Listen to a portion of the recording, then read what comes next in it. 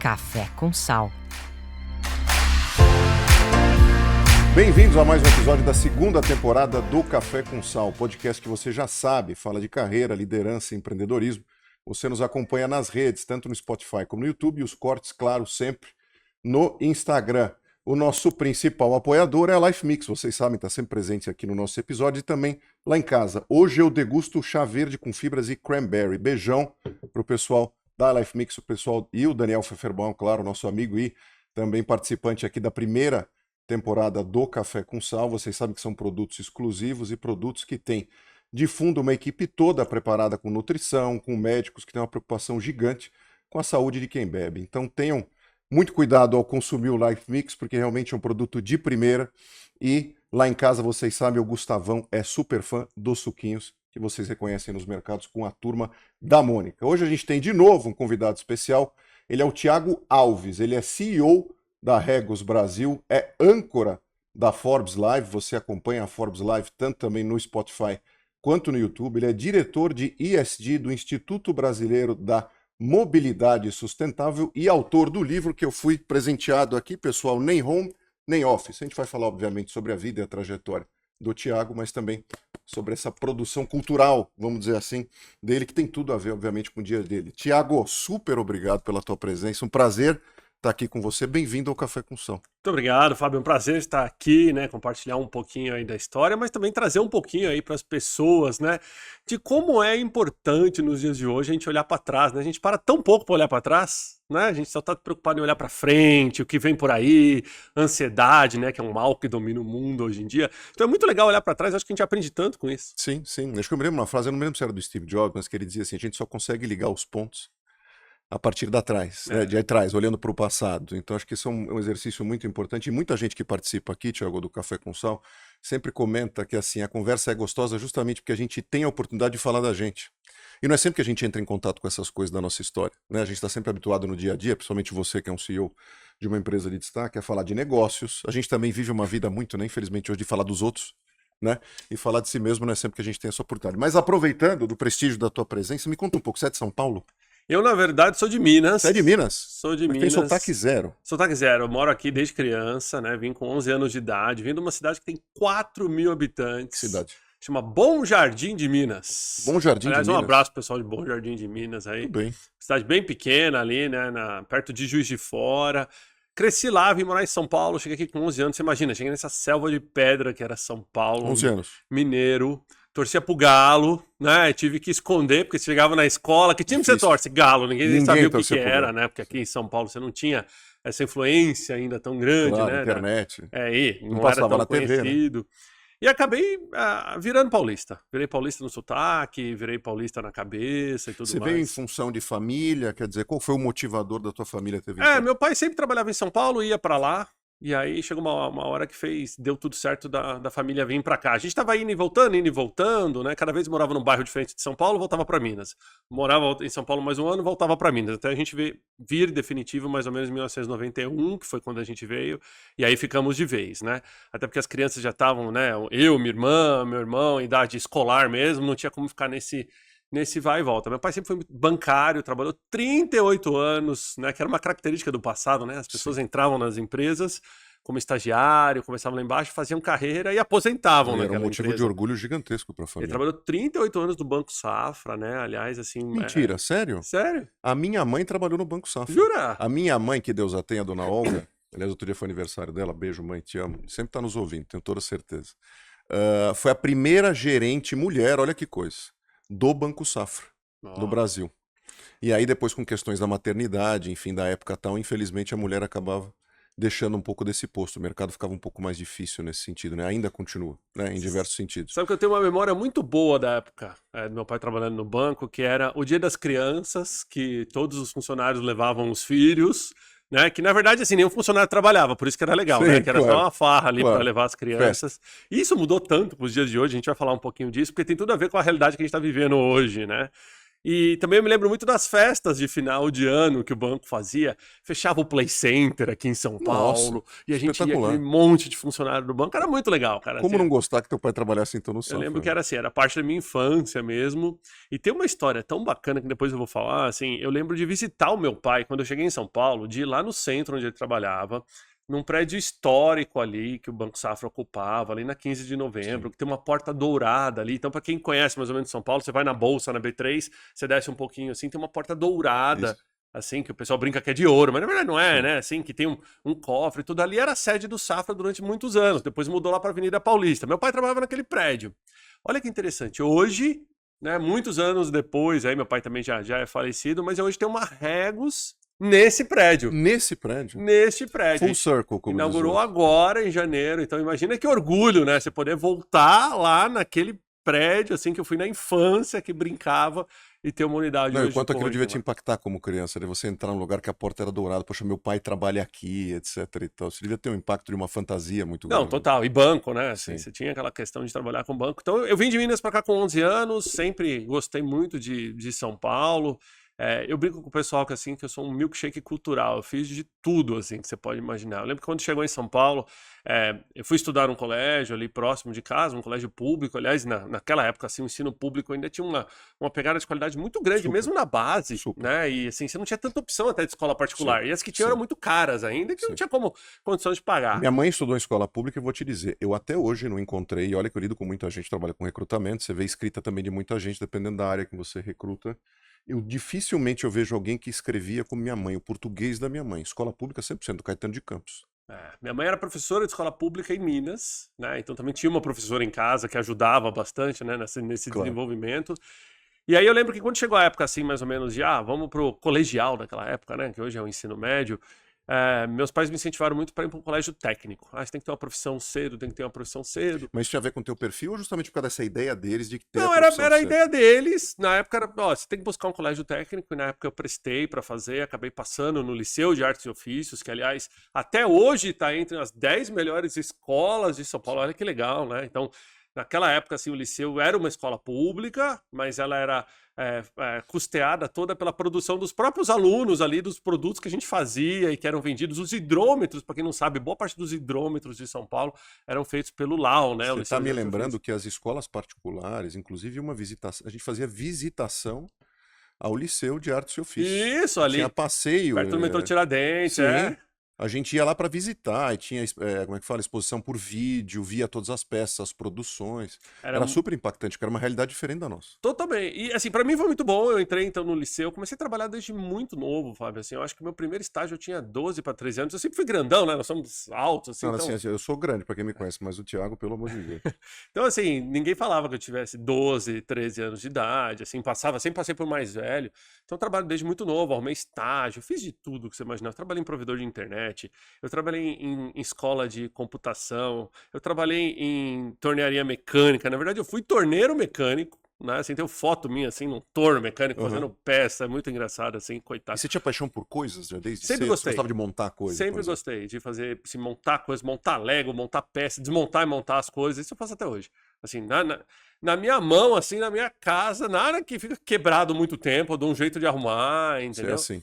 E eu acabei, assim, eu me apaixonei tanto pela área técnica naquela época, que eu acabei também prestando outra vez e passei no Senai. Então eu fiz junto Liceu e Senai. Pra fazer bem feito, como E diz o trabalhava tarde. Então eu saí, olha, desde os 13 anos eu saía de casa cedo, com 2 mochilas, uma de cada escola, e minha malinha do trabalho, e chegava à noite, final do dia.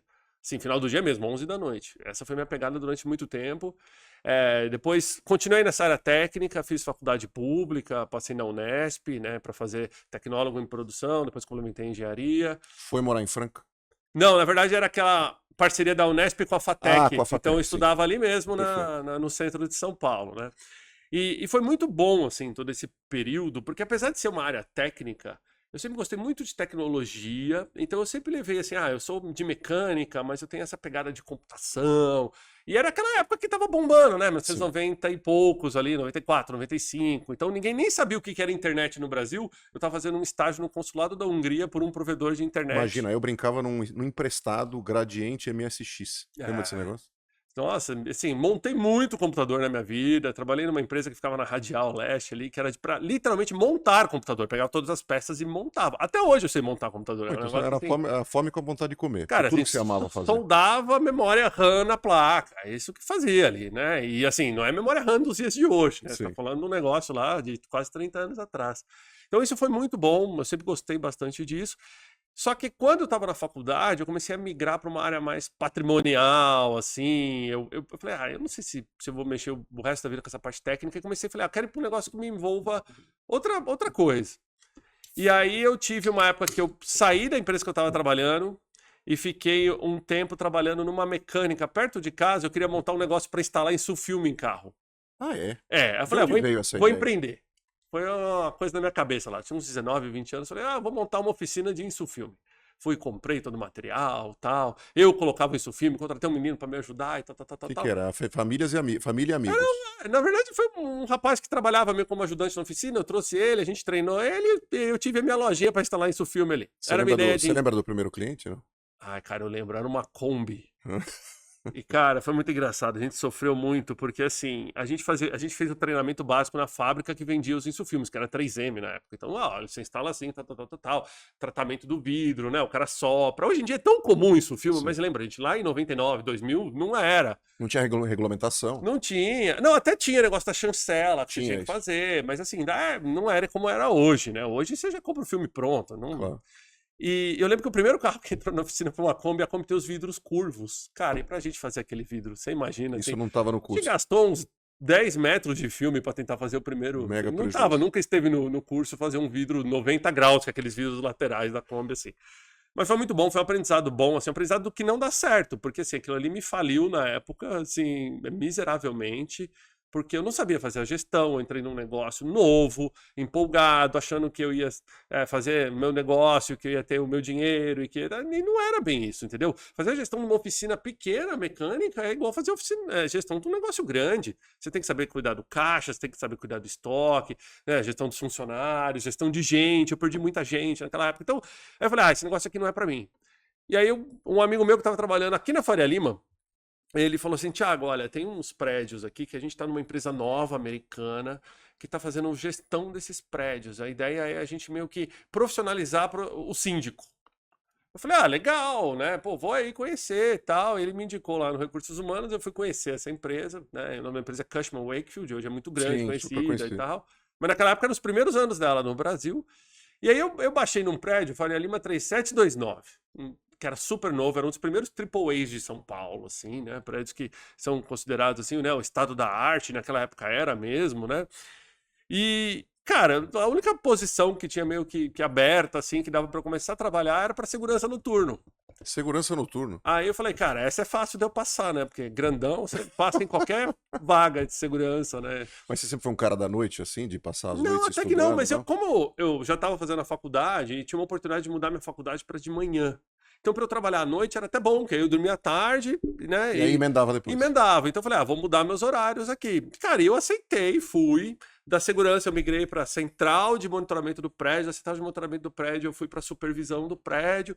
E ali eu fiquei fazendo a gestão daquele prédio. E para mim era bom, tinha área técnica por trás. Então, eu englobei a manutenção, fui pegando todos os sistemas do prédio e tal. Isso foi muito bom. Foi uma escola muito boa, quase 1 ano e meio, 2 anos O ali. pessoal nessa época identificou alguma coisa diferente no teu perfil ou você pedia? Cara, eu sempre tive a postura de pedir mais. De falar assim, olha, tá pouco, me dá. Só que assim, como eu sempre fui muito bom com tecnologia, com informática, que naquela época era um diferencial absurdo. Hoje é o básico, galera. Quem tá Sim. vendo tem que saber Não mexer. dá nem pra sair de casa sem. Naquela época era um super diferencial. Então eu ia fazer o meu trabalho, por exemplo, eu sentava na central de monitoramento do prédio. Enquanto tava todo mundo só apertando o botão vendo se tá tudo certo, eu fazia relatório, eu via se a eficiência das máquinas estava legal, eu fazia planejamento pra galera da manutenção que não era nem da minha área, eu falava, você tem que ver essa máquina aqui porque não tá legal, ó, não tá fluindo bem, não tá fazendo aqui o ar-condicionado funcionar direito e tal. Então isso mostrava pros meus chefes que, olha, ele tá buscando, Claro. ele tá querendo A mais. gente tem alguma coisa aí. Ele tem fome, isso é interessante. Ele tem fome, seja de conhecimento, seja de mudança, seja de cargo. E eu tive bons chefes, isso ajuda, né? Então, as pessoas que sabem identificar o potencial em você e que não te vê como um competidor. Porque é muito ruim quando a liderança te vê como competidor. E não era o caso, eu era moleque, gente. Então, assim, e foi muito bom. Eu tive ali bons gestores que souberam olhar para esse potencial que eu tinha e me deram oportunidade, mesmo sendo novo. Como eu sempre fui 2 anos adiantado na escola, né? Então, quando eu entrei na faculdade no ano que eu faria 16. Caramba, super cedo. Com todo mundo, colegas, fazendo 18, tirando né, a carteira de motorista para dirigir, eu tinha 16 anos. Então, eu tive que me adaptar a uma realidade em sempre viver um pouquinho fora da minha curva de idade por uma questão de necessidade, seja na escola, seja no trabalho. Então, sempre foi assim, eu tinha 20 anos, mas eu já ocupava cargos mais altos. Pra você ter ideia, o meu primeiro cargo de diretor executivo eu tinha 24 anos. 24. 24 Meu anos, eu Deus cuidava do de uma céu. empresa no Grupo Senco, aí eu já migrei, eu saí da Cushman, fui pro Grupo Senco. Uma oportunidade, eu lembro isso até hoje, olha como é que as coisas são. Eu tava na Cushman, trabalhando nesse prédio, e aí eu fui no cafezinho à noite, assim, conversando com o pessoal lá, um dos motoqueiros que fazia a ronda no estacionamento e tal. Ah, vamos tomar um café, foi ali. Aí eu cheguei no quadro de aviso. Aí sabe quando você tá olhando o quadro de aviso? Aí tem assim, vagas. Aí eu olhei assim, Grupo Senco, uma vaga para um gerente de desenvolvimento de plataforma de integração. Eu falei, nossa, que negócio diferente, o que é isso? Ah, manda um e-mail para a pessoa tal. Eu peguei, mandei um e-mail para a pessoa tal. Falei, eu queria saber mais um pouco mais. Ela falou, olha, a gente está procurando alguém para desenvolver um software para uma empresa de manutenção que o Grupo Senco está montando. Falei, eu. Ela falou assim, pô, legal, quantos softwares você já fez na vida? Eu falei, 0. Aí ela pegou e falou assim, mas não, a gente quer alguém para desenvolver o software. Eu falei, mas aí você tem um problema. Porque, e o conhecimento de manutenção para fazer o software? O software eu acho que é a parte mais fácil, mas e o conhecimento de manutenção? Onde estoura a corda? Para falar o seguinte, o que tem que ter no software eu tenho. O outro eu consigo buscar. E aí foi muito interessante, porque foi uma conversa, assim, a menina do RH ficava olhando para mim, falando assim, não, mas é porque não é o que me pediram. Me pediram aqui, ó, um Um trem desenvolvedor. parafuso. Aí eu falei, não, mas eu sei desenvolver, eu já trabalhei com isso, trabalhei em provedor de internet, eu sei programação e tal. Só que eu não acho que é esse o que vocês precisam. E aí ela falou, olha, dá licença, eu vou chamar um dos nossos diretores aqui. Aí ela saiu, entrou um diretor, que aliás é uma pessoa muito querida na minha vida, assim, que entrou naquela sala, sentou comigo, comecei a conversar com ele e eu saí daquela sala empregado.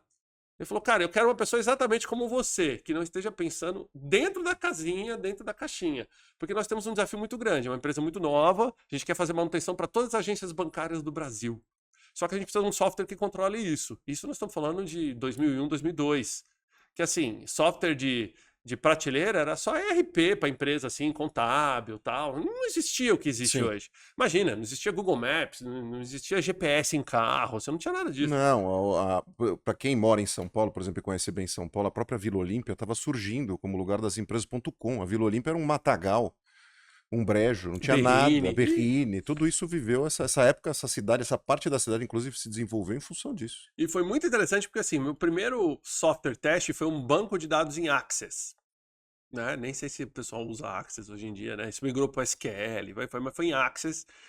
E aí a gente fez e falou, cara, a gente não precisa gastar dinheiro fazendo um software, porque assim, o ponto não tá no software, a gente tem que estruturar a manutenção. E esse meu chefe que eu tive, ele teve, assim, uma clareza muito grande de olhar e falar assim, pô, legal, esse cara ele tem uma versatilidade grande, ele vai cuidar do software, mas ele pode ser o meu cara aqui de processo.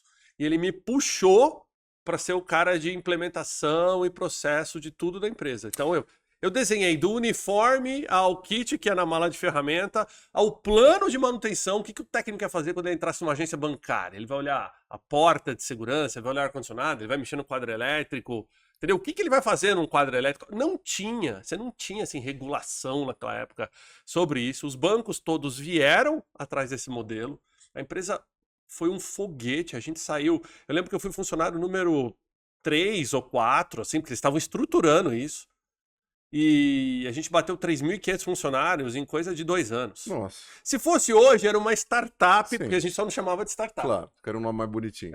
Então assim, era um bom negócio, né? Não, e a nota de rodapé que fica é porque você às vezes não precisa sair da empresa para empreender. Não. Você acha agora de coisa, que a gente fala de empreendedorismo, etc e tal. Então, assim, tem inúmeras lições aqui para quem está nos assistindo e nos ouvindo, né? E De foi você saber muito... pedir as coisas, É. de você se colocar em situações também de desconforto para crescer, de você ser honesto em relação às suas capacidades, mas também não ter medo de enfrentar e de se colocar à disposição e trazer outros ângulos para aquilo que estão te propondo. Né? Porque às vezes até quem está te entrevistando não sabe exatamente o que quer. E dependendo do tom que você coloca, não é arrogante. falar isso para a pessoa. E acho que você colocou num tom tão profissional e adequado que a pessoa até de RH falou, pera um pouquinho, acho que tem uma situação diferente aqui que eu vou chamar É. alguém para ver se isso cabe. Né? Olha quantas lições disso, né? E Então, você assim, uma sabe lição de que eu intraempreendedorismo. levei muito disso pra minha vida. Eu vou contar um caso aqui, eu Conte. vou acelerar um pouquinho, mas foi nessa empresa também. Eu acabei implementando o Brasil inteiro, assim, abri todas as filiais. Nessa empresa eu fui comercial, eu fui financeiro, fui RH, eu fui executivo, eu fui operações, eu fui tudo, porque assim, uma vez que você vai subindo dentro da empresa, em um negócio que você está empreendendo, você faz todas as funções, né? Claro. Eu lembro que até teve um dia que apareceu uma RFP. Aí a gente ficou assim, cara, o que que é uma RFP? Aí alguém lá falou assim, cara, isso é coisa de empresa gringa, Request for Proposal. Você não tinha essa terminologia no mercado Claro. ainda. Você simplesmente mandar uma proposta, acabou. Aí a gente, tá, mas é uma proposta que eu tenho que mandar? Ah, é. Aí começou a vir a RFQ, RFI, aí a gente começou a se adequar, até um dia que eu falei, cara, preciso estruturar uma área comercial, não dá mais pra gente ficar respondendo por e-mail, isso aqui. Aí saí atrás, montamos uma área. Então assim, eu participei de cada pedacinho dessa empresa, e eu tive que contratar uma pessoa em Curitiba, e eu peguei um voo, fui pra Curitiba só pra entrevistar essa pessoa. Cheguei lá em Curitiba, sei lá, a entrevista era 10 da manhã. Pra quem conhece, o aeroporto de Curitiba é sempre bem complicado ali, abre e fecha e tal. Principalmente essa época agora do ano, né? Por causa Essa época do ano agora, por causa de névoa. neblina, isso. E eu cheguei em Curitiba, fui direto pro escritório pra entrevistar a pessoa. Cheguei lá, eu cheguei um pouquinho atrasado por causa da névoa. Aí quando eu cheguei, tinha a pessoa me esperando assim. Agora eu não me lembro de cabeça, o nome era Fábio também.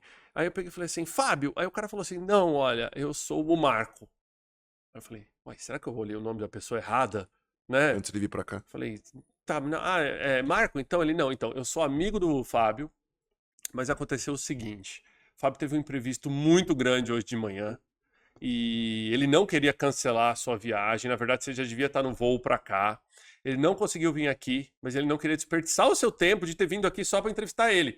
Então ele me mandou aqui para fazer a entrevista no lugar dele. Aí eu fiquei assim, não, você tá brincando, né? Tipo, sabe quando você olha, tem câmera, é pegadinha, Não é o possível. que é isso? Eu falei, mas quem é você? Ele falou, cara, eu sou o melhor amigo dele. Eu falei, vou dar corda pra esse negócio. Então tá, vamos conversar. Cara, mas foi uma situação tão inusitada. Primeiro eu pensei, esse cara é bom em delegar, né? Já começa aí, delegou entrevista de emprego, esse O cara cara já, se virou o cara já é rapidinho. bom em delegar.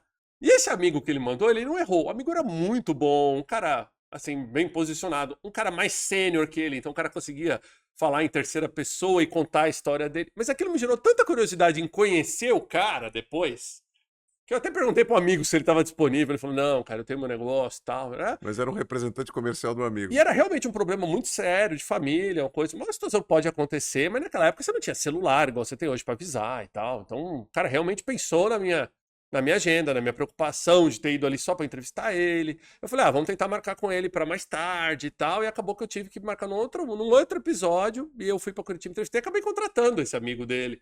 Mas foi muito inusitado. E ali ficou um ensinamento muito grande. Olha só, quantas pessoas, né, muitas vezes não se sentem numa situação que é difícil você controlar o impacto do imprevisto, né? E esse cara transformou o imprevisto numa curiosidade para mim, porque eu fiquei curioso em conhecer o cara que mandou um amigo na entrevista de emprego. Entendeu? Então, assim, eu gosto muito de entrevista. Eu acho que um dos principais pontos de contato com colaboradores nasce na entrevista de emprego. Entendeu? Eu não vou para entrevista de emprego com nenhum e hoje eu contrato cargos mais sêniores, né? Vice-presidente, diretor e tal. Mas eu não vou para nenhuma entrevista dessa com pergunta clichê, sabe? Com um scriptzinho do que tem que ser falado. Tem que ser uma conversa aberta. Você tem que sentir a pessoa ali. Você tem que realmente entender, porque aquela pessoa é uma pessoa que vai se tornar alguém que você vai conviver 8 horas por dia, 5 dias por semana. Você vai viver mais com aquela pessoa do que com a tua família, se você pensar bem. Tirando as horas que você dorme, as horas que você está no trânsito, você vai viver mais com aquela pessoa. Então não é sobre só as suas capacidades do currículo. O currículo a gente só olha para trás, né? Então é o que você fez para outras pessoas. Não quer dizer que é o que você vai fazer para essa empresa. Mas você tem que entender se aquela é uma pessoa que realmente você quer se relacionar profissionalmente, como que é o espírito dessa pessoa, a energia dessa pessoa. Eu já tive muito candidato bom na minha mão, de currículo perfeito, mas que a energia não era legal. Eu não quero conviver com esse cara. Quem pegar e falar que puta, não vai bater. Cara, eu só posso te dizer amém. Todo mundo me pergunta esse negócio e eu falo exatamente a mesma coisa. Eu me vi no teu discurso agora, porque é o seguinte, hoje, fundamentalmente assim, a gente já está mais avançado do ponto de vista de Recrutamento e seleção é um mercado mais sofisticado. As pessoas que vêm para entrevista vêm com 1000 questionamentos a mais do que vinham anteriormente. Antigamente o mercado, tanto para quem contratava quanto para quem estava indo para a entrevista, era assim: onde é, o que precisa fazer e quanto paga.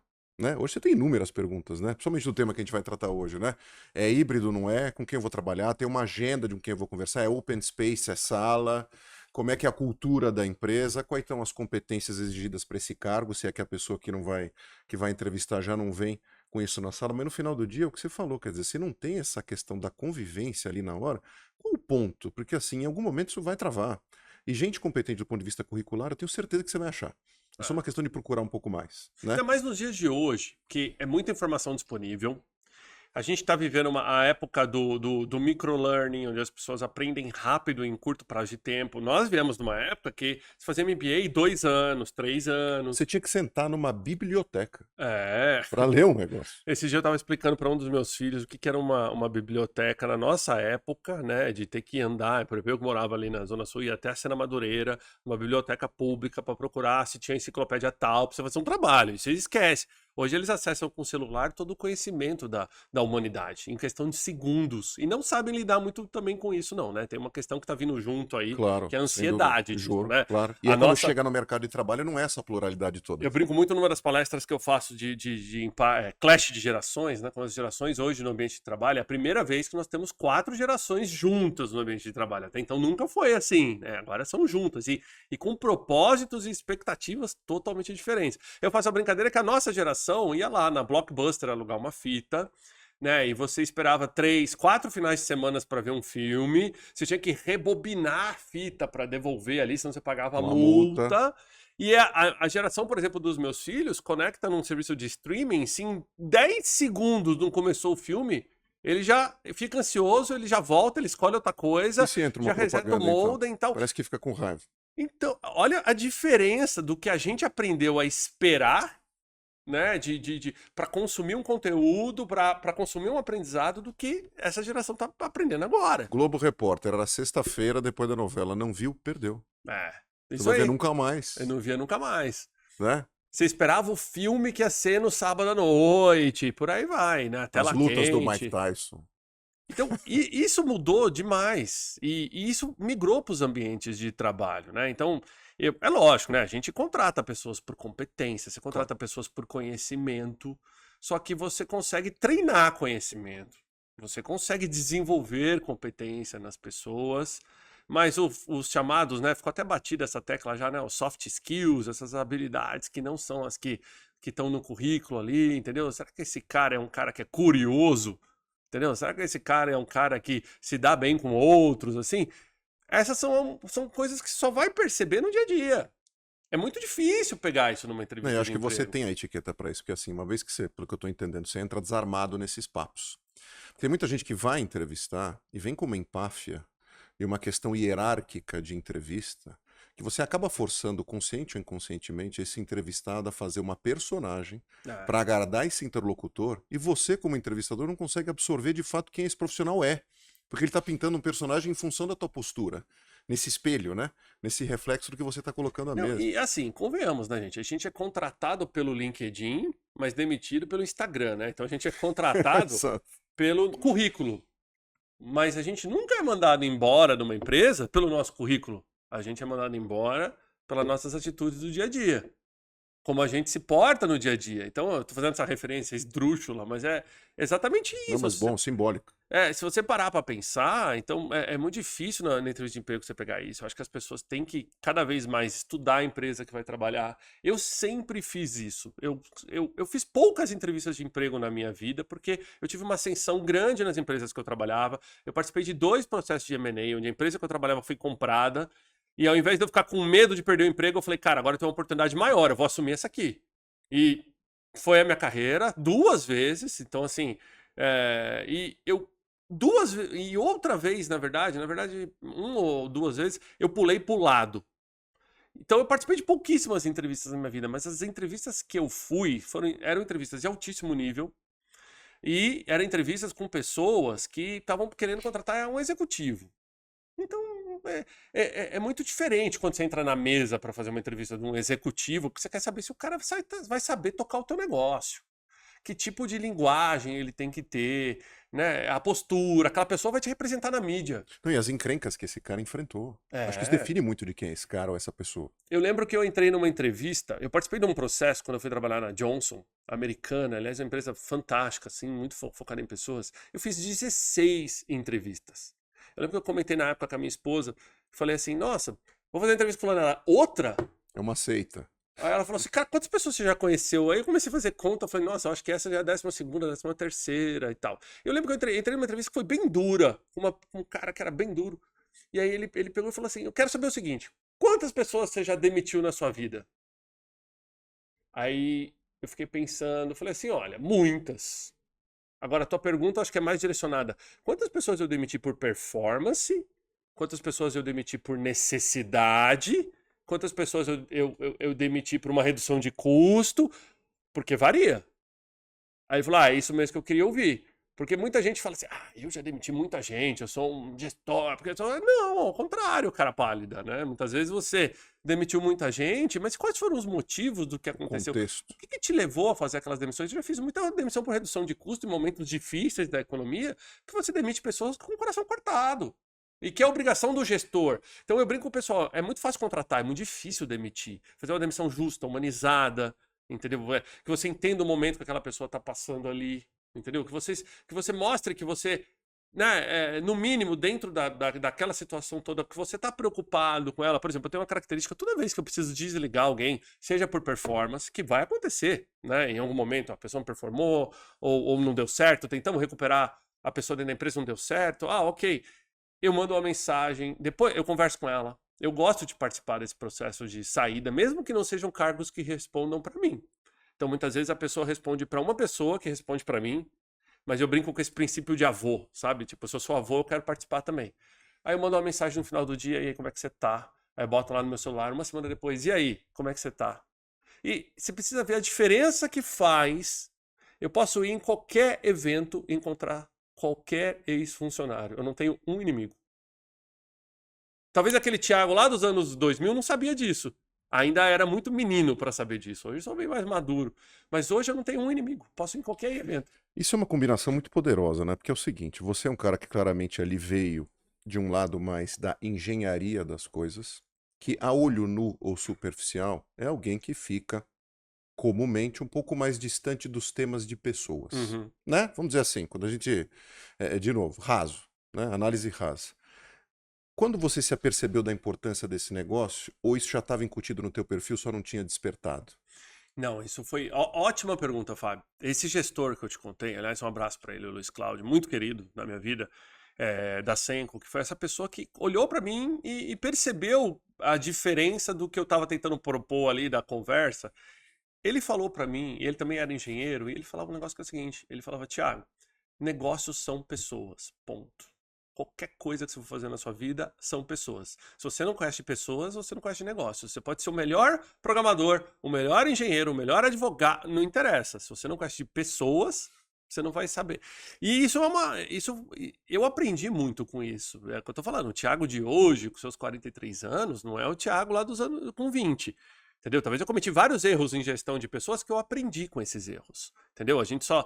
Não é o sucesso que te ensina, são as falhas. Né? Então foi falhas de como fazer a gestão de uma determinada situação que me fizeram refletir e aprender. A Johnson foi uma escola muito boa, porque é uma empresa que a gente brincava que a gente tinha um DNA azul, que o logo da empresa era azul, que você tem que ter o sangue azul e tal. Só que era uma empresa onde gestão de pessoas era o KPI, né, o indicador-chave de performance número 1. Não era resultado, não era faturamento, não era vendas, era pessoas. Você abria qualquer reunião de performance olhando... o performance do negócio, vamos olhar a América Latina, eu sempre tive um viés muito de pegar a América Latina como um todo, já cuidei de Portugal e Espanha uma época também, então, mas assim, a América Latina a gente olhava, vamos olhar o primeiro KPI, vamos. Como é que está a satisfação dos nossos colaboradores trabalhando aqui? Você entendeu? Tipo, como muda a pegada? Completamente. Até porque se você não faz isso, também está completamente exposto numa cultura como essa. Você está fazendo errado. E aí, assim, se as suas pessoas não estão bem, a sua empresa não vai estar bem. E fazia todo sentido. Então você olhava lá, Costa Rica. Olha, não tá legal o índice de engajamento das pessoas. Aí você saía do índice pessoas e pro índice do negócio, não tava bom também. E aí você começa a linkar onde as pessoas estão comprometidas, onde as pessoas estão felizes trabalhando ali, onde o negócio estava indo bem. A não ser que tivesse alguma intempérie, algum fator externo que podia acontecer, uma crise financeira, alguma coisa, ok. Mas em geral essa regra valia muito. E isso muda a sua cabeça. Então você tem que ter essa adaptabilidade. Eu sou uma pessoa que gosto de me adaptar. Eu acho que o meu lado mais técnico me dá uma vantagem competitiva muito grande de também saber a hora de ficar quieto, analisar todos os cenários, Ponderar. ouvir e só falar de volta quando você já tem mais ou menos uma ideia formada. Então eu vejo, assim, eu trabalho com uma galera bem mais nova, assim, eu vejo muitas vezes esses erros de falar tudo que pensa, opa, né? Tipo, engole de volta algumas palavras, respira, analisa. Até porque, quanto mais alto o seu cargo, mais solitário você é. Eu brinco com o pessoal assim, todo mundo olha. Você olha pro cargo de CEO, eu quero estar ali. Legal. Saiba que você vai estar ali sozinho, porque você não tem com quem trocar. E como diz o outro, né, no bambu corporativo, quanto mais você sobe, mais balança, mais venta lá em Mais cima. balança, isso esse balanço. Assim, pensa que o CEO, você é o porto seguro de todo mundo. Você tem que ter a resposta para todos os problemas. Você não pode vir alguém trazer um negócio para você e você falar, ih, ferrou. Entendeu? Você vai ter que ter a resposta, porque mesmo o ih, ferrou, depende de você de achar a resposta. Você não tem com quem trocar, você não tem lateralidade. Quando você ainda está num cargo mais baixo, você troca com par. Você troca com, né? E se você, dependendo para onde você troca, isso pode mostrar fragilidade. E teve uma época que o Thiago tinha medo de mostrar fragilidade. Entendeu? Que, olha, vou tal coisa, não, puta, isso vão perceber, se eu falar que eu não sei, não posso, então eu dava uma resposta ou dava um direcionamento para não mostrar fragilidade. Eu aprendi que não tem problema nenhum mostrar fragilidade. Tem muita gente que me procura hoje, Thiago, temos esse problema. Temos, e aí, como é que a gente vai resolver? E aí? Vamos chamar todo mundo então para ver como é que a gente vai fazer para resolver, porque eu também não tenho a resposta. Cara, isso funciona. Isso é uma forma diferente, E eu participei de muitos processos no passado e conversando com pessoas de mercado, onde você vê a necessidade do CEO de ser aquele cara duro, de ser aquele cara de postura, né? Líder. De não ser Líder, militar. Líder, militar, de não ser um cara aberto. Eu lembro quando eu peguei a minha primeira, em 2015 ou 2016, que eu peguei o meu celular e saí andando na Faria Lima falando, gente, se vocês querem alugar uma sala de reunião, ó, tem regras aqui, tem regras aqui, tem regras aqui, tem regras aqui, não é legal, tá. Comecei a fazer o primeiro vídeo, postei na mídia social, pum! E aí a galera, até do marketing global lá da empresa, mandou mensagem, olha, não é essa postura que a gente quer do executivo, né? Isso aí é um trabalho pro marketing, o marketing contrata uns atores para fazer isso, a gente não quer o executivo se expondo. Eu fiquei pensando, cara, mas se eu não referencio o meu produto, quem vai referenciar? Entendeu? Tipo, não faz sentido mais. Eu tô falando isso em 2015. Hoje mudou. Hoje você vê essa leva de social CEOs, né? Os CEOs sociais, os CEOs instagramáveis, os CEOs de LinkedIn, que estão ali o tempo todo tentando ser o influenciador do negócio dele. E que tá certo, né? Porque ele tem que ser. Claro. Mas não só ele, né? Você tem que fazer com que todos os seus colaboradores sejam seus influenciadores. Não tem força maior do que um colaborador que fala bem de você, que vende o seu produto, não porque ele está se sentindo obrigado, mas porque ele tem orgulho em vender o seu produto, em vender a sua empresa. Quando eu fiz isso lá atrás, eu lembro que foi uma briga muito forte. Pautas de reunião com a nossa estrutura global de se eu podia ou não podia ficar fazendo aquele conteúdo para a internet. É porque não era consenso na época. Não, e aí eu lembro que quando veio a pandemia, que foi, eu acho que a maior MBA, assim, corporativa, tirando a crise sanitária e de saúde, né, da discussão, mas quem estava trabalhando na pandemia, sabe que você nunca estava preparado porque aconteceu. Não, é um caos. E eu lembro que eu falei, cara, preciso levar, eu vou começar essas lives, né? Tinha aquela moda assim, logo na primeira semana todo mundo... Lives, webinars, o que eu fiz disso, meu Deus do céu. Todo mundo, vamos fazer. Eu falei, cara, a gente precisa fazer também. Vamos botar aqui, vamos. Eu falei, cara, ninguém melhor, porque se os meus espaços de trabalho, por causa da questão da Covid e tudo mais, eles estão temporariamente, né, fechados por causa disso, como é que eu vou fazer para engajar com a minha base? Eu falei, quer saber? Eu vou chamar meus clientes para live. E comecei a pegar, quem são os clientes desse centro X? Fulano, vamos fazer uma live no LinkedIn? Vamos. Naquela época, pouquíssimas pessoas, até hoje que exploram o LinkedIn, como eu gosto de explorar. Lá é um oceano azul para conteúdo, assim, porque você briga basicamente com pouquíssimas pessoas. E é B2B, né? É B2B, você fala... Eu brinco muito assim, a audiência no Instagram, você nunca sabe quem tá por trás do perfil. tem um perfil lá de cachorro seguindo a live. Você não sabe quem Bot. que tá fazendo. LinkedIn, você tem nome, sobrenome, cargo, empresa. Então, assim, é diferente o jogo quando você tá falando daqui, mas tem que saber explorar, né? 99% das pessoas usam o LinkedIn como um currículo, usa errado, né? LinkedIn é uma plataforma de conhecimento Claro. muito forte. Balcão de tudo negócio, mais. inclusive. E aí eu levei esse mercado de lives para lá com executivos, assim, comecei a entrevistar grandes executivos, presidente da IBM, presidente da Audi, presidente de várias empresas ali. E aí isso chamou a atenção, por exemplo, da Forbes na época. Não, da própria Forbes falou, a gente quer a mesma coisa na Forbes. Aí comecei a fazer entre Forbes e o meu perfil, até migrou e hoje eu faço só Forbes. Mas olha só, nós estamos em 2024, 4 anos da pandemia, passou a vibe de lives em geral. Sim. Podcast ganhou muita força e a gente continua até hoje com as transmissões ao vivo da Forbes e que tracionam, que funcionam bem. Caso raro. Toda sexta-feira a gente está lá ao vivo entrevistando algum executivo de alguma empresa que está transformando algum mercado, seja com tecnologia, seja com novos processos, seja com novos produtos e por aí vai. Virou efetivamente um programa. E hoje a própria empresa me pede para eu postar as coisas. O pessoal do Global manda as coisas, ó, compartilha, usa a sua força. Então olha que mudança drástica Sim. do que foi lá atrás. Né? É Eu porque lembro... tem um caminho a percorrer, né? É porque assim, até a tua trajetória te mostra de certa forma como, não sei se você já pensou dessa forma, mas você é um early adopter de várias coisas, Ah, total. né? Total, está muito no teu perfil. Eu olho pra você e falo assim, putz, esse cara é um cara que gosta de experimentar, de mexer nas coisas, de testar, né?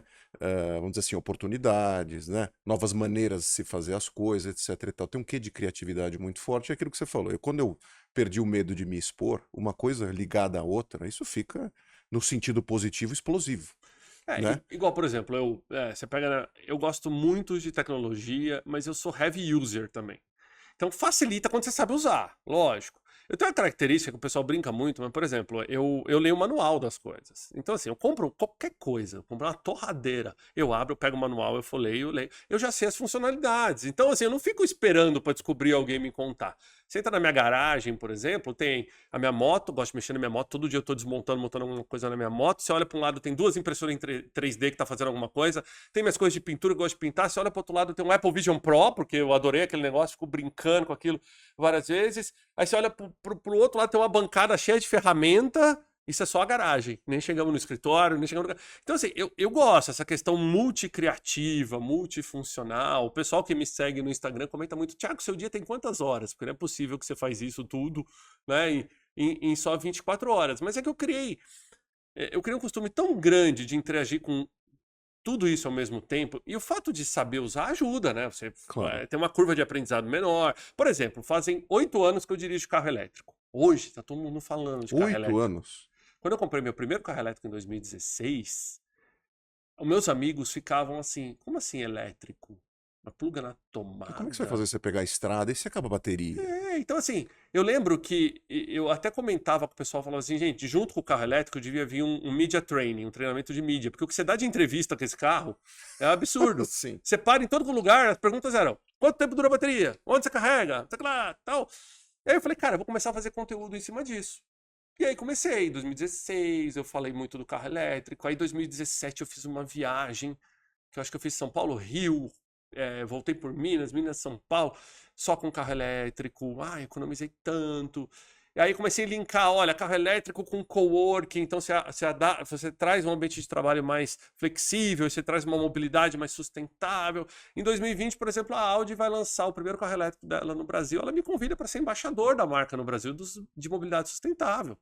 Entendeu? Eu fiquei 4 anos com a Audi fazendo esse trabalho. Já rodei aí algo em torno aí de 180 mil quilômetros nesses 8 anos, movido basicamente a eletricidade e movido ao sol, que eu tenho solar em casa, então nem a energia, né? Eu gero dentro da minha própria casa.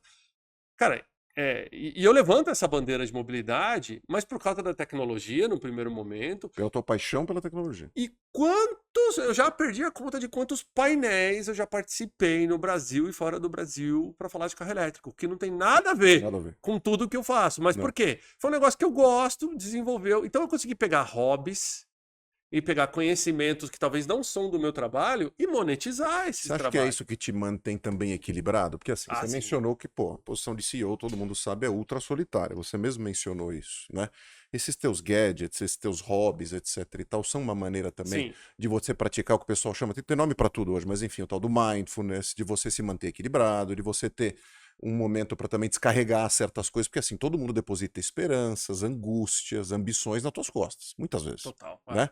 E você precisa ter algum lugar para, né, liberar esse tipo de coisa. É nesses momentos que você consegue se Eu brinco com o manter. pessoal que CEO devia chamar CPO, que é Chief Psychological Officer, né? Você tem que ser psicólogo ali, né? Psychological, né?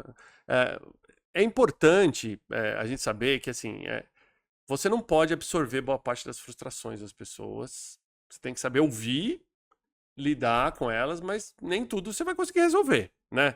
Eu acho que hobbies ajudam muito. Eu tenho vários, eu adoro drone, por exemplo. Nossa, como eu gosto de drone, assim. Sai um drone novo, eu compro. Eu acho que drone é o meu pior pesadelo financeiro, assim, porque é aquela coisa que você não para pra fazer E conta. eles vão ficando obsoletos muito rápido? Fica Desculpa. obsoleto rápido. E aí Não, você faz o quê com isso? Você cria um obsoleto. museu do drone ou você vai Eu se tenho o meu desfazendo? museuzinho do drone, eu sou Tem. apegado Eu no meu tô cara drone, não fazer tem isso. essa, entendeu? Não deixo, não vendo. Tô tentando treinar os meus meninos agora Sim. pra voar com drone, assim. Mas eu fiz, por exemplo, drone, eu fui atrás de licença profissional, de licença na ANAC pra poder voar Você tá drone. brincando. Então, assim, tipo, eu consegui pegar o tipo de licença para você pilotar drone para fazer filmagem profissional. Aquele tipo de licença que você fala assim, cara, preciso fazer um voo próximo do aeroporto de Congonhas, que você tem que pedir autorização para a ANAC para fazer o voo. Eu tenho lá os códigos que eu tenho que colocar e tudo mais. Assim. Então, assim, eu me profissionalizei no negócio, mas eu nunca fiz nada profissional para fora, só me profissionalizei no meu hobby. Entendi. Entendeu? Claro. Mas esse é um dos hobbies que eu mais gosto. E é engraçado, voar com drone, por mais que você esteja voando ali, ou seja na telinha, ou no óculos, né? A sensação é que você tá saindo um pouco, né? Depois de um certo tempo, você não tá mais ali, você tá no drone. E é uma terapia isso, você pensa bem. É igual andar de moto, eu brinco com o pessoal, é mototerapia. Você pega a moto num domingo, vai dar uma volta, né? Anda umas 2, 3 horinhas, fiz isso anteontem. Entendeu? Fiz 3 horinhas pra dar um rolê de moto, assim, você dá aquela Desanuviar. esparecida. Então, eu acho que hobbies ajudam muito os executivos. Eu vejo muita gente com burnout, ou burn-in agora, que é a novidade, né? Então, assim, por quê? Porque trabalha 14 horas no dia, chega em casa, tá estressado com a rotina, né? Já não consegue mais dar atenção em casa. E muitas vezes você vai olhar a rotina daquele cara, ele trabalha as 14 horas porque ele trabalha errado. Ele trabalha as 14 horas porque ele trabalha sem programação, porque ele não tem boas pessoas. Eu brinco com o pessoal, eu tenho uma ótima equipe. Isso me dá a chance de eu poder ter tempo para fazer tudo o que eu faço e ter meus hobbies. Claro. Porque eu escolhi bem as pessoas, treinei bem as Senão você estava pessoas. se matando lá sozinho. Lógico, porque se eu tiver que trabalhar 14, 16 horas por dia, Tapando buraco. é porque embaixo tá errado. Entendeu? Então eu incentivo isso. Por exemplo, eu tenho uma regra muito clara de que férias se tira. Eu lembro quando eu comecei nessa empresa, umas pessoas que estão lá até hoje, assim, que eu chegava e falava, o cara falava assim, não, porque eu tô há 3 anos sem férias, porque, porra, tá difícil eu pegar daqui. Eu falei, erro seu. Não, mas é porque tava bem difícil, continua sendo seu. Se você não conseguiu tirar férias em 3 anos, é total falta de programação sua. Não só das férias, como assim, como é que a sua cabeça tá reagindo aqui dentro, com tanto tempo sem vocês parecer? Tira férias amanhã. Pô, mas não dá, amanhã tem uma reunião tal. Não, mas é amanhã que você vai tirar férias. E essa galera hoje mesmo me agradece de, olha, não, eles planejam certinho as tiradas de férias dele para que o negócio aconteça ao longo do ano, que não vire o ano sem ele ter tirado esse tempo para descansar, entendeu? Pô, eu sou pai, eu sei que dá coisa com criança muitas vezes, tem uma emergência e tal. Então, quando alguém manda uma mensagem para mim, pô, hoje não vou poder ir, tô com um filho doente, eu sou a primeira pessoa a entender Vai isso. lá. Entendeu? Cara, vai lá, não, cuida, a prioridade é teu filho e tal. Isso faz toda a diferença no dia a dia. Entendeu? Quando tem alguém, eu brinquei do princípio do avô, né? Você sempre tá pensando como um avô. Então, alguém chega falando alguma coisa, eu falo, peraí, você já se colocou no coisa dela? E se a história que ela tá falando realmente for verdade? Então, essa provocada, tá? É porque hoje eu atingi um estado aí de mindfulness que é mais fácil você colocar no sapato do outro, mas sair rapidamente do sapato do outro também. Sim. Entendeu? Eu gosto de me meter em várias coisas, né? Eu brinco com o pessoal assim que eu fiz 3 MBAs na vida, uma delas foi atravessar o samba. Então, assim, tô aqui e de repente, o que é aquele negocinho ali? Assim, né? Um dedo de urologista. Esse aí, geralmente você tira onde está o problema. Mas, cara, isso é da pessoa. Eu tenho essa característica, eu gosto de fazer isso, isso acaba ajudando a resolver o problema também, entendeu? Uma outra característica que eu acho que eu conquistei ao longo desses anos é ter um time muito unido que se fala toda semana. Então, independente se a gente tem tempo ou não, a equipe de liderança Brasil, todo mundo fala a semana inteira. E eu lidero esses calls falando assim, vamos lá, Fábio, como é que tá a sua semana? Muitas vezes você nem tem o que falar. Você fala, essa semana eu tenho uma reunião, tenho isso, aquilo, tá bom. Fulano, como é que tá a sua semana? Tá assim. Só que aí todo mundo tá sabendo como é que tá a dinâmica de todo mundo. Isso nem é o mais importante. O mais importante é que eu acabo criando um time fechado entre eles. Onde tá todo mundo alinhado com as prioridades. Onde eles se ajudam. Entendeu? Olha que participa desse call mais ou menos umas 15 pessoas, assim. Desse call não, dessa reunião, né? Umas 15 pessoas. E, não pode entrar, tudo bem, não tem problema, um ou outro que você não poder participar. E eu trabalho numa empresa globalizada, a gente está em 126 países, que o produto é feito para ser padrão. Você entra numa Regus em São Paulo, é igual a Regus de Tóquio, igual a de Nova York, Tem a igual a de mesma Londres. experiência. Exato. Eu trabalho numa empresa onde inglês é mandatório, não é opcional. Então, você trabalha numa empresa onde assim, os sistemas são globalizados, onde o RH é globalizado, o financeiro é globalizado. Você não paga uma nota fiscal no Brasil, é tudo pago num centro de serviço que atende 126 países em Manila. Entendeu? O meu call center é em Dallas, o jurídico é na Inglaterra. Então, eu tenho que lidar com uma situação onde eu estou o tempo todo lidando com estruturas onde o Brasil é só mais um dos 126 países. Como é que eu vou fazer isso sem perder a identidade de Brasil? Só se meu time estiver fechado. Entendeu? Se cada um desses que também reportam lá fora, cada um tiver uma prioridade, não vai dar certo. Não vai. Então, é uma forma de trabalhar em conjunto que eu acho que funciona bem. E eles fazem para baixo. Isso eu acho muito legal. Então, por exemplo, o Otávio, que cuida aqui de São Paulo. A gente termina a nossa reunião, ele faz a reunião com o time dele e faz a mesma coisa. Entendeu? Galera, vamos lá, prioridades da semana. Quem tá fazendo o quê? Isso, assim, legal.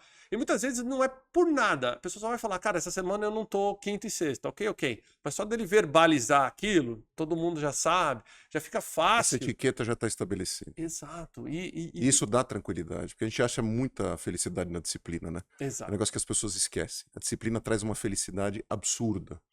Né? E a gente escuta isso muito de fora, principalmente assim, como a gente lida com vários outros países, o pessoal fala assim, o time do Brasil é muito unido.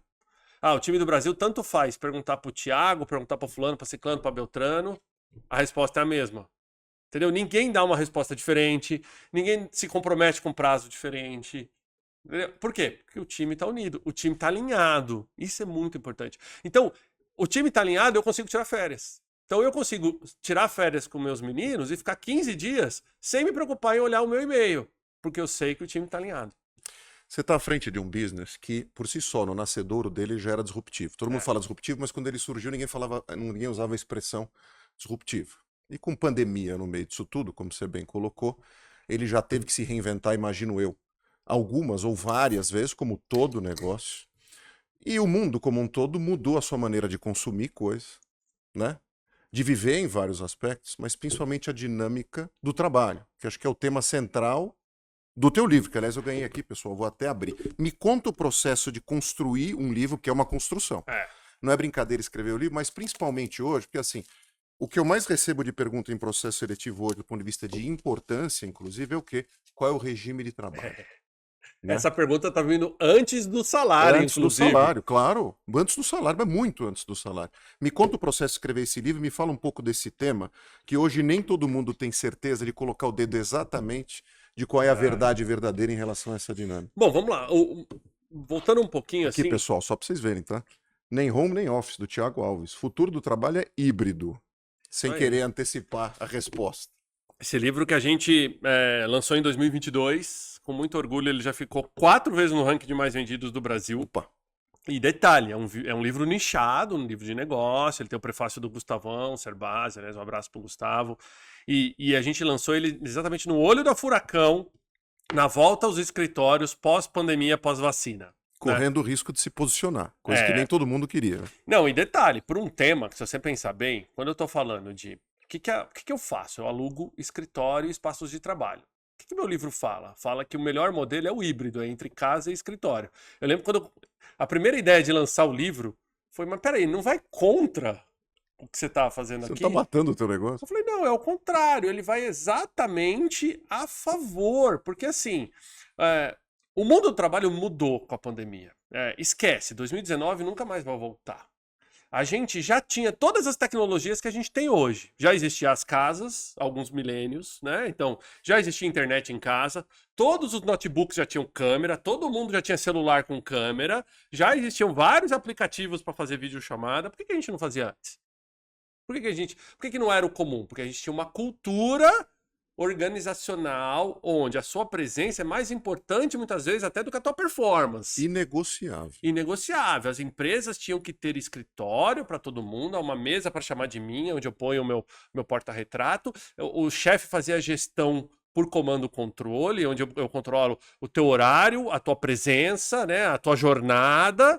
E aquilo muitas vezes era o sinônimo da tua performance. Ah, vou promover o Fábio. Ah, o Fábio nem tem a melhor performance, mas ele vem todo dia, né? Ele nunca atrasa. E a mesa dele é limpa. Exato. Então, assim, aquilo era o mundo que a gente vivia. A tecnologia não era nova. A Covid e a pandemia nos forçou a usar essa tecnologia de outra forma. Teve muita coisa boa do home office. Aliás, para quem não sabe, home office é um termo brasileiro. No inglês americano é work from home. Se você falar home office, por exemplo, estou num home office, o cara entende que você está trabalhando quase que dentro do armário. Mas tudo bem, né? Faz parte. Então, quando todo mundo teve que fazer home office, a gente nivelou as pessoas a terem que usar aquela tecnologia para se comunicar. Teve coisa boa, coisa ruim. Teve coisa boa que a gente viu que muita coisa dá para fazer de casa. A gente viu que dá para a gente evitar algumas horas de trânsito. A gente viu que funciona a internet para se conectar de casa. Esse era o maior medo, acho que todo mundo tinha. Se todo mundo conectar ao mesmo tempo, vai ter internet para todo mundo. A gente viu que, ok, o Fábio abriu a câmera dele, ele tá trabalhando no quarto das crianças, a gente começou a entrar na sua vida sem pedir licença. Antes eu pedia licença para entrar na sua casa. De repente abre a câmera. Eu sei quantos E a filhos você tem. relação ainda mais humanizada do que era na própria convivência do escritório. Exato. Então veio com partes boas, mas também veio partes ruins, né? Então o home office também trouxe tripla jornada para as mulheres, o home office trouxe o desafio da saúde mental, o home office trouxe solidão, as pessoas que eram ansiosas sofreram muito com o home office. E quem não tinha estrutura para trabalhar em casa? Uma certa fobia social, inclusive, Total. né? Ou preguiça social. Uma coisa é eu que tinha um escritório em casa, com iMac, com uma internet ok. Outra coisa é quem não tinha um computador para trabalhar em casa? E quem tinha que sentar na cama para trabalhar? Pô, você gasta milhões desenvolvendo ambientes de trabalho, tantos milhões em luminotécnica, acústica, Barulho, altura de mesa. Aí de repente tá tudo bem o cara trabalhar do colchão, entendeu? Como é que fica a ergonomia, né? Então assim, tem vários fatores pró e contra. Só que durante, principalmente 2020 e 2021, por causa das ondas da Covid, nenhum líder se posicionava. Ninguém tinha coragem de falar, volte ao escritório ou quero tal modelo. Se falava, ó, em algum momento vai voltar, não vai voltar, e ficava falando assim, vamos preparar a volta aos escritórios. E eu já estava, desde comecinho de 2020, na verdade, eu já vinha mais ou menos fazendo um draft de um livro. O livro é chamar O Futuro do Trabalho. E a gente estava falando das tendências de trabalho cada vez mais flexível. Nunca foi sobre o trabalho híbrido direto. Não tinha nada a ver com isso. Trabalho flexível. 2020 e 2021, principalmente em 2021, eu lembro que eu fui um dos primeiros a participar num podcast, nem lembro com quem foi, onde eu falei, cara, o futuro do trabalho não vai ser meio híbrido. Eu, cara, gostei desse termo, híbrido. E aí a gente começou, de repente, pum, no mundo inteiro, todo mundo começou a falar híbrido, híbrido, híbrido, híbrido. Eu falei, cara, tá aí o nome do livro. E aí a gente falou, cara, futuro do trabalho híbrido. A gente falou, vamos nessa linha. Aí comecei a pivotar todo o conteúdo do livro para falar como a flexibilidade que já vinha sendo percebida. Se a gente pega um ambiente de trabalho nos anos 80, que era aqueles cubículos do banco, né? Aí você vai para os anos 90. Caixa de entrada e saída. Que é a chegada do e-mail, a digitalização, né? A tecnologia. Cartoneira, Rolodex, lembra disso? Fax, né? Aí você vem para os anos 2000, que as coisas começaram a diminuir, tudo que cabia numa mesa começou a ser centralizado, e a gente começou a ver que dá para trabalhar só com notebook, que você já não precisa ter todo aquele monte de estrutura. Os anos ali 2010 para frente, a chegada dos smartphones, que mudaram os ambientes de trabalho. Então, assim, as tendências de trabalho sempre mudavam a cada 5 anos, mais ou menos. Só que levava os mesmos 5 anos para chegar no Brasil. Primeiro era adotado na Europa, adotado nos Estados Unidos, na América do Norte, e o Brasil estava sempre atrasado. Pasmem. O trabalho híbrido chegou aqui ao mesmo tempo que chegou no mundo inteiro. Exato. E aí eu acho que a gente tem uma vantagem competitiva muito grande. Primeiro que assim, o trabalho híbrido traz muitas vantagens, né? O fato de você poder escolher os ambientes não significa que um é melhor que o outro. Significa que existem atividades que é melhor de fazer em um do que são em fazer em outro. Então, por exemplo, se eu for para o escritório para ficar o dia inteiro em reunião virtual, fechado numa salinha, Que eu podia sentido faz? ter ficado em casa. Claro. Se eu tiver estrutura para trabalhar de casa, se eu tiver essa privacidade e foco em casa. Por outro lado, se eu ficar em casa fazendo uma atividade que requer confidencialidade, eu não tenho um ambiente que traz confidencialidade, era melhor eu ter ido para o escritório. Se eu preciso de uma infraestrutura melhor que eu não tenho em casa, eu tinha que ir para o escritório. Então, você tem que fazer uma programação de quais atividades é melhor em cada ambiente. Por que a gente quer ir para o escritório? Pelo principal motivo de você estar num ambiente com outras pessoas, a conexão. A Construção de cultura. construção de cultura, a criatividade coletiva, né? É você poder interagir com outras pessoas. Isso é a principal vantagem do escritório. Por isso que o escritório não vai morrer. Por isso que muitas empresas anunciaram que vão voltar para o escritório. Infelizmente, tem uma influência muito grande de notícias mal dadas pela mídia. Você pega muita notícia. Empresa, por exemplo, vou até dar um nome aqui porque foi uma notícia pública. O Zoom, que foi o pivô do home office, anunciou volta aos escritórios. É uma notícia de maneira negativa. Aí você ia ler o que o Zoom declarou, ele falou assim, olha, a gente está implementando agora um modelo de trabalho híbrido dentro do Zoom, onde as pessoas vão escolher entre os dias de fazer home office e os dias de vir para o escritório. Só que como é caça-clique, botou dessa Como é o forma. caça-clique ali, né? Acaba indo para... Então, assim, mas a verdade é que os escritórios têm um viés positivo quando eu olho para isso. Escritório tem que existir, empresa precisa existir. Escritório pode ter regra, porque se não é para ter regra, eu fico em casa. Então, escritório é bom ter regra. Escritório vai herdar algumas coisas das casas das pessoas, porque a gente viu que as pessoas têm uma vida além do escritório. Então agora o escritório vai ter que ser kids friendly, pet friendly, entendeu? Biofilia, tem o pessoal lá que é o maluco das plantas, que de repente não tem nada no escritório, é cinza, opa! Então tem vários concierge. Por exemplo, eu já trabalhei muito de casa porque eu estava esperando encomenda. Olha que coisa. Tipo, você poder receber a encomenda, porque no escritório eu não podia receber a encomenda. Provavelmente era o drone. Mas não precisa espalhar para ninguém. Inclusive, estou esperando não chegar hoje. Né? E se chegar, eu vou marcar vocês lá. Eu falei no podcast, chegou o drone hoje.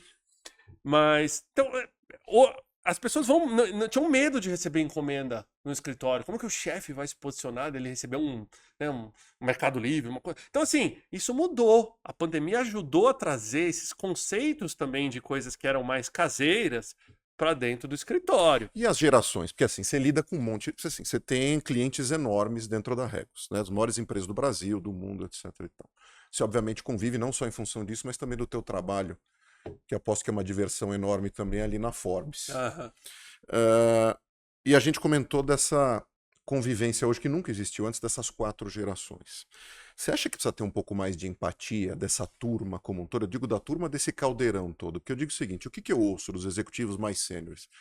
Não era como antes, a produtividade não está igual, sim, tem as vantagens, mas eu sinto que o pessoal mais júnior se valia mais de conviver comigo ou com os mais sêniores para aprender aquela atividade mais rápido.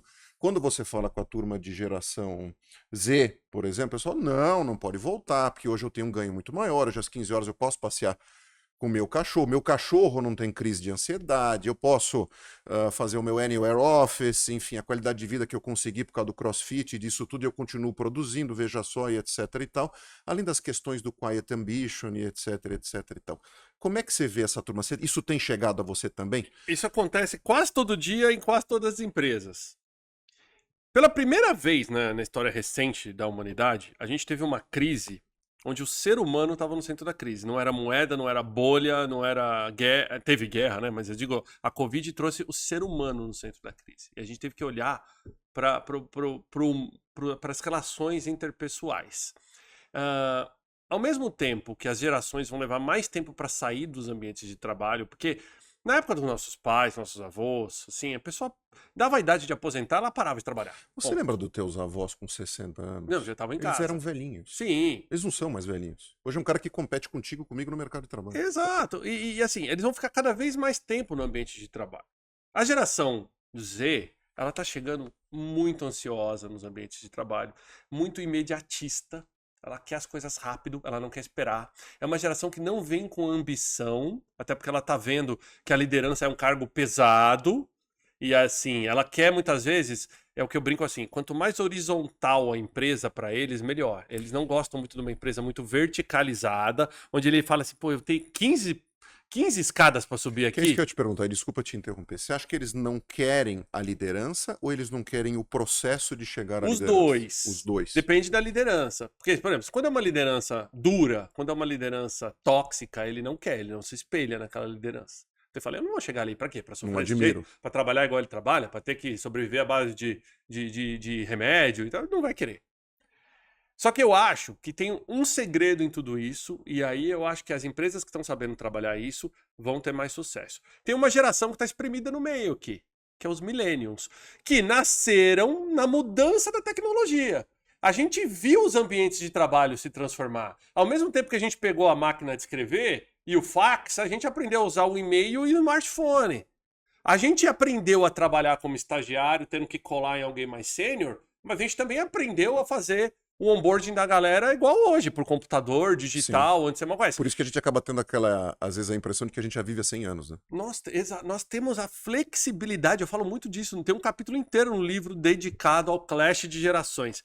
Os millennials são a chave para uma empresa funcionar bem, porque ele entende basicamente dos dois mundos. Ele sabe o quão difícil era antes em fazer esse aprendizado, esses treinamentos, esse induction das pessoas, e ela também sabe da coisa. Então, se os millennials souberem jogar esse jogo, eles são a geração elo de conexão entre as duas, tá? Porque é um clash mesmo, tanto que o capítulo chama isso, é um encontro de gerações, né? Elas estão batendo de frente.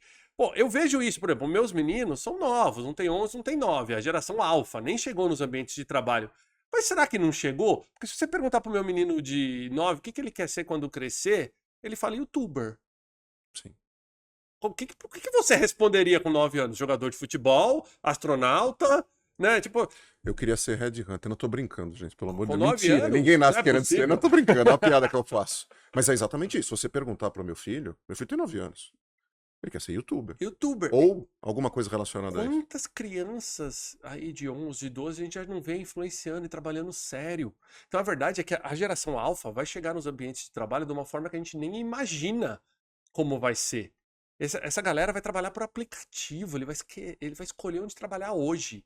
Não é assim, mas esquece esse negócio de trabalhar para a mesma empresa todos os meses, entendeu? Fazer carreira. Esse cara vai falar, pô, hoje eu quero trabalhar nessa empresa, amanhã nessa. Então o que a gente viu de uberização de negócios vai acontecer com eles com trabalho Que era o também. futuro do trabalho original, que É. provavelmente você queria escrever.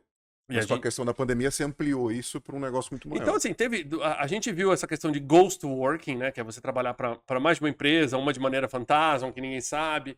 E isso ficou de maneira aberta hoje. Teve uma publicação até que eu trouxe no meu LinkedIn, que mais de 500 mil de jovens no Brasil com menos de 26 anos declaram ter mais de um emprego. Não por necessidade direta, ou porque ele quer ter uma renda maior, ou porque ele quer ter as duas experiências, ou porque ele realmente não vê a necessidade de trabalhar para uma empresa só. Nós estamos falando de 500 mil de brasileiros.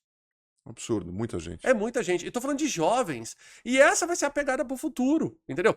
Aí eu brinco assim, como é que eu vou olhar pros meus meninos e não falar isso se eu mesmo já tô fazendo isso? Se eu mesmo monetizo meus hobbies, tenho, né, um trabalho principal aqui com a Regos, faço outros trabalhos com Audi, com Forbes, com tudo. Assim, eu normalizei isso para eles. Eles viram assim, meu pai não faz só uma coisa, meu pai faz várias coisas. Então, eu acho, e aí voltando nesse ponto, que assim, a geração dos millennials e um pouquinho da geração Y, que vem antes ali, né? As pessoas nascidas entre 70 até mais ou menos em 80, né? E os millennials que chegaram nos ambientes de trabalho no final dos anos 90, são as gerações que podem fazer a diferença hoje. E são as gerações que mais precisam de flexibilidade, porque assim como nós, tem filhos, assim como nós, chegou numa fase da vida que você já começa a querer mais do que só salário e benefício, e você começa a entender que o ponto mais importante da vida é tempo. Né? É o tempo livre para você fazer suas coisas. E a gente começa a perceber que tem tempos que são jogados fora que não volta. Eu brinco muito com o pessoal o seguinte, olha, se você for para o escritório 3 vezes por semana e deixar de ir 2, digamos que você leve 1 hora para ir para o escritório e 1 hora para voltar. Essas 2 vezes que você não vai, você economiza 4 horas da semana vezes 4, né? Você tá falando 16 horas no mês, vezes 12, você tá falando aí de 180 horas, mais ou menos, conta quadrada aqui, por ano. Cara, 180 horas equivale a 1 mês e 1 semana trabalhado. Olha isso, você só deixou de ir pro escritório 2 vezes na semana, só o tempo de trânsito que você evita equivale a 1 mês e 1 semana trabalhado. Imagina eu voltar para uma empresa que tem 12 meses de trabalho e falar, eu tô te devolvendo 1 mês. Olha que qualidade de vida que eu posso dar para esses Ninguém faz essa colaboradores. conta, né? Ou melhor, olha, já pensou você virar para uma empresa que tem 100 funcionários, que está passando por dificuldade financeira e que precisa reduzir o quadro, e ele, por implementar o trabalho híbrido, muitas vezes, ele consegue rodar com 10% a menos, porque ele vai ter uma produtividade 10% maior de 1 mês. Então, assim, as pessoas não pararam para fazer essa conta. Os que fizeram essa conta de maneira inteligente e estão se beneficiando disso. Agora, nem tudo são flores, tem que tomar cuidado. As pessoas têm uma falsa sensação de ser mais produtivo em casa, às vezes. Muitas vezes você trabalha mais tempo em casa, porque As você acorda, distrações são inúmeras você também. nem toma café, você já começa a trabalhar, e aí você não para, você não faz 1 hora de almoço, sua caneta não cai da sua mão às 6 da tarde, você vai até... Aí no final do dia você olha e você trabalhou 14 horas em casa. Se você tivesse ido pro escritório, você não tinha trabalhado às 14. Também tem que ter programação para trabalhar em casa, tem que ter disciplina para trabalhar em casa. Você quer dar risada? Eu percebi isso quando eu comecei a não fazer xixi mais. Você não vai no Porque é banheiro. uma reunião atrás da outra, uma reunião, tá lá, não tem o deslocamento, então você encaixa. Eu, por exemplo, que entrevisto muito, encaixa, chega no final do dia e fala assim, gente, eu tô há 4 horas tentando ir ao banheiro e não consigo. E essa quantidade de reuniões seguidas, tudo virou reunião, né? A gente marca reunião para Tudo, combinar a reunião e por tudo. aí vai. E a reunião digital, ao mesmo tempo que ela é prática, ela também traz um estresse pra gente muito E forte. o desgaste do vídeo, eu tenho sofrido com isso. Você já desgaste do vídeo. Eu preciso percebeu? buscar esse Eu equilíbrio. não sei se você viu isso, eu vi um estudo da Microsoft em 2022 que eu achei muito legal, até uso ele numa palestra, que é assim, 90% das pessoas durante uma reunião virtual olha para a própria câmera. Você não está olhando para a câmera do convidado, Você não tá olhando para a cara da pessoa, você tá tá olhando para a tua sua cara e como a imagem. tua imagem está Estamos sendo criando projetada. pessoas, e isso está contribuindo para desenvolver pessoas altruístas, egoístas, etc e tal. Cuidados com a imagem. Lembra que a minha geração e a sua era a geração da selfie, Sim, né? sim. Mas e eu já parei para ver e eu faço a mesma coisa. Eu muitas vezes estou fazendo videochamada, maior tempo você está olhando para sua Você tá imagem, conversando com como você você mesmo. gesticula, né? Então, tudo bem. Eu cheguei à conclusão, e dá para fazer isso em alguns aplicativos, que você consegue esconder a sua imagem. Ah, Então você é obrigado a olhar para a pessoa. Numa reunião presencial isso não aconteceria, concorda? Eu estaria olhando para sua linguagem corporal, a gente estaria com o olho no olho. Então, assim, o pessoal brinca muito assim, mas o que eu levo para o escritório, o que eu levo para casa? Bom, não tem uma via de regra, mas em geral, reuniões maiores, com mais pessoas, a tendência é que ela aconteça no presencial, que ela volte a acontecer no presencial. Porque ela traz um benefício maior. Treinamentos, por exemplo, no presencial. Ah, mas é tão mais fácil treinar no online? Mas você já percebeu que no treinamento online você está fazendo tudo menos o treinamento? Você está no celular, você está na mídia social, né? Você está fazendo compra, você está fazendo comida. O treinamento passou a ser só um áudio que você está ouvindo ali, assim. Então, se a empresa for medir a efetividade do treinamento, ela é muito mais baixa no digital do que no presencial. Mas nem todo mundo, ainda mais que abriu a porta do Anywhere Office, né, que você trouxe bem, que é poder contratar as pessoas e elas, não me importa de onde elas trabalham, se é de um café, de um coworking, de um shopping, ou de casa ou do escritório. O importante é que elas trabalhem. Então, eu vou abrir mão, efetivamente, de controlar a jornada e a agenda dessa pessoa. Essa pessoa tem que ser muito disciplinada. Não, todo mundo quer o benefício do Anywhere Office, mas não quer ser cobrado, né, pelo resultado. Não quer ser cobrado pelo resultado, não quer ser cobrado pela performance, porque o trabalho híbrido tem 5 componentes: é o horário flexível, a jornada flexível, a localização flexível. Olha só, casa de escritório é só um item. Tem que ter remuneração flexível, e se tudo isso é flexível, a gestão é por performance. Não dá para fazer gestão cara crachar mais. Então, se eu não estou implementando esses conceitos, mas eu quero gestão por performance, não dá. Então, eu brinco muito assim, as pessoas não sabem, mas desde 2022 nós temos uma lei do trabalho híbrido no Brasil. Foram aprovadas várias coisas, intrajornada, foi aprovada a questão de você não ter um regime que sobrepõe ao outro entre casa e escritório, que isso era uma dificuldade até então. Nenhum juiz nem sabia como julgar a lei. Quando eu publiquei o livro, eu rodei quase todos os tribunais regionais do trabalho a convite dos tribunais para falar sobre o trabalho híbrido para juiz do trabalho. Porque, assim, é novo isso para todo mundo. Era novo no judiciário. Claro. Eles não sabiam nem como julgar. Mas, peraí, pela via de regra, tantos por cento está em casa, tantos por cento no escritório, qual lei eu aplico? Porque são duas leis diferentes, teletrabalho e presencial. Então, é novo o conceito. E muita empresa não sabe, mas a CLT, você ainda é contratado, escrito ali, por jornada e horário, carga horária. Sim. Você fazer gestão por performance requer alteração no contrato de trabalho. Então eu contrato o Fábio e falo, olha, Fábio, trabalha da sua casa, faz seu horário, eu só quero que você me entregue tantas X atividades por mês, ok? Ah, mas manda sua carteira de trabalho aqui, ó. O Fábio trabalha das 8 às 17. Mas a CLT é de 1942. Então, assim, a empresa tem que se programar. A lei do trabalho híbrido, ela prevê você poder ter contratação por performance, ela prevê você ter a localização e o horário flexível, mas isso tem que estar no contrato de trabalho. Então, tem muita empresa que precisa... Eu prestei até consultoria para algumas empresas que me buscaram e falaram assim, pô, Thiago, eu tô com dificuldade de implementar o trabalho híbrido. E eu visitei essas empresas e eu vi que, assim, com medo das pessoas e da repercussão, transformou os ambientes em flexíveis demais. Não tinha regra. Tudo solto. Eu ia a qualquer hora, qualquer dia para o escritório. Aí, o que acontecia? As áreas não se conversavam. Finanças ia num dia, operações ia no outro. Então, o fato de eu ir para o escritório não estava trazendo benefício nenhum. Tava cada um lidando com as suas particularidades e ninguém tava se engajando. Quando eu trabalhava de casa, cada um fazia o seu horário. Então, tipo assim, se eu tenho que levar o meu filho na escola às 7, eu começo a trabalhar às 9. Aí o outro, que ia pra academia às 5, já começava a trabalhar às 6. Então, eu fui um dos caras, eu virei pro CEO dessa empresa e falei assim, posso falar pra você? Tá tudo solto. Trabalho híbrido tem que ter regra. Home office tem que ter regra. Assim, você tem que criar horário núcleo, as pessoas têm que se encontrar. Você tem que criar localizações, dias que as pessoas têm que se encontrar aqui, se você quer incentivar. E aí eu lembro que foi uma conta muito engraçada, que o cara falou assim, não, eu quero no mínimo 3 vezes por semana no escritório. E aí eu falei assim, pô, legal, é o famoso TQQ, todo mundo faz, terça, quarta e quinta no escritório. Tanto que o trânsito de São Paulo e Rio, segunda e sexta, melhorou muito, porque terça, quarta e quinta tá o caos. É o TQQ, o fenômeno do híbrido de 3 dias. Ok. Aí eu falei assim, mas esse escritório, como é que é? Conta a história do escritório pra mim. Ele falou, não, durante a pandemia, como todo mundo foi pra casa, a gente diminuiu metade do tamanho do escritório. E agora a gente tá só com metade que as pessoas estão vindo no híbrido. Eu falei, faz todo sentido. Só que se você quer 3 vezes por semana, em algum momento, vai ter um dia por semana que vai vir todo mundo. Se você diminuiu metade do escritório, como é que vai fazer? A semana tem 5 dias. Eu não consigo colocar 3 meu e 3 seu ali sem um dia ter uma sobreposição. Essa sobreposição, onde eles vão sentar? Aí ele falou assim, não tinha pensado nisso. Falei, então, esse é o problema da regra sem você estudar sem ou por trás. planejamento. O que vai acontecer se eu for pro escritório e não tiver onde eu sentar? Eu não venho mais.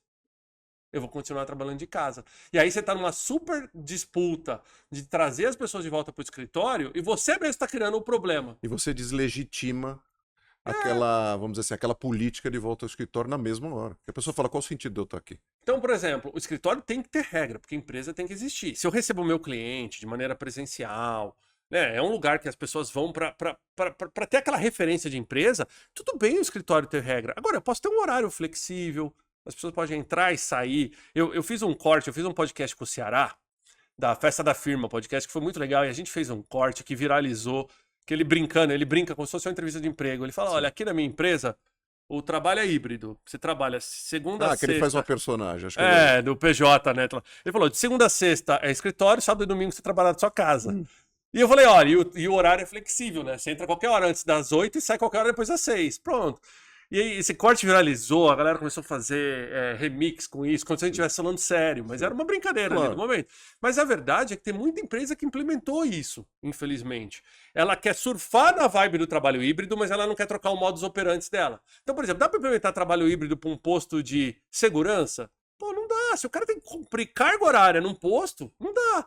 Caixa de supermercado, tal. Então, tem funções que não vão se beneficiar da localização flexível. Ela pode se beneficiar do horário flexível, talvez da jornada flexível. De 1 dos 5 pontos ou 2. Exato, mas você tem que entender que, assim, nem todo mundo vai se beneficiar dos 5. E os 5 requer uma mudança total no seu modus operandi. Boa parte das big techs que implementaram o trabalho híbrido solto se arrependeram. Sim, e aí volta tudo. Aí Vai volta... do 0 ao 100. Não, porque quem tá tomando a decisão, lembra do clash de gerações? É aquela geração mais antiga.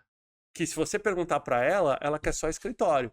E por causa, muitas vezes, de uma pessoa que falhou, o cara fala, quer saber? Volta todo mundo pro escritório. Não tá funcionando.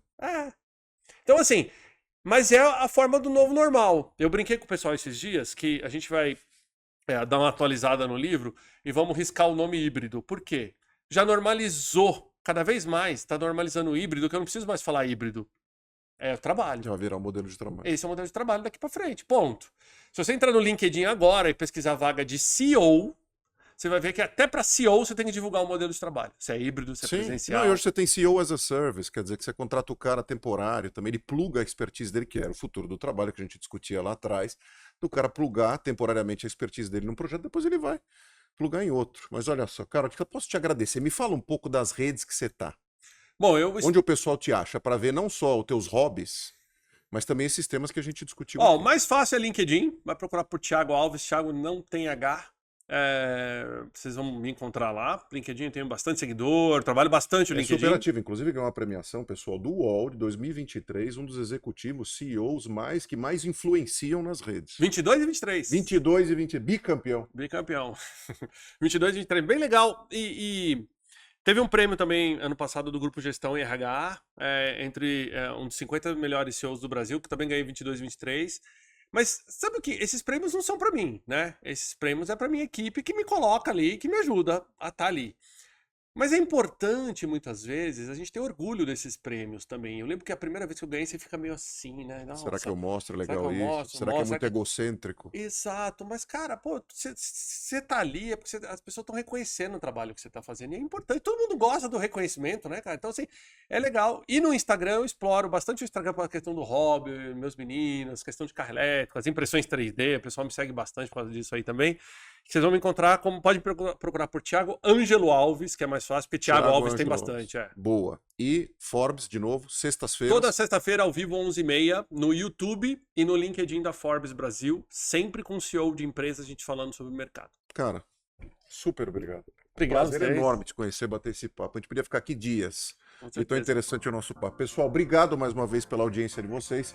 Esse é o Café com Sal, vocês sabem, que fala de liderança, de carreira, de empreendedorismo. Hoje a gente teve essa visita de prestígio do Thiago Alves, CEO da Regos. Vocês já sabem onde encontrá-lo aí nas redes. A gente agradece novamente os nossos apoiadores da Life Mix. Um abraço a todos e até a próxima. Tchau, tchau.